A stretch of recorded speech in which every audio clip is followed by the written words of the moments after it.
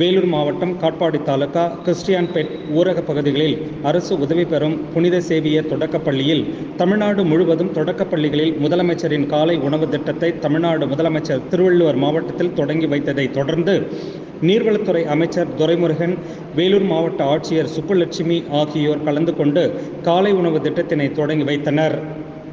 காட்பாடி கிறிஸ்டியான்பேட்டை அரசு உதவி பெறும் பள்ளியில் முதலமைச்சரின் காலை உணவு திட்டத்தை தொடங்கி வைத்து அரசு மற்றும் அரசு உதவி பெறும் பள்ளிகளில் வழங்கப்படும் 14 வகையான விலையில்லா நலத்திட்ட பொருட்களை மாணவ மாணவிகளுக்கு வழங்கினார்.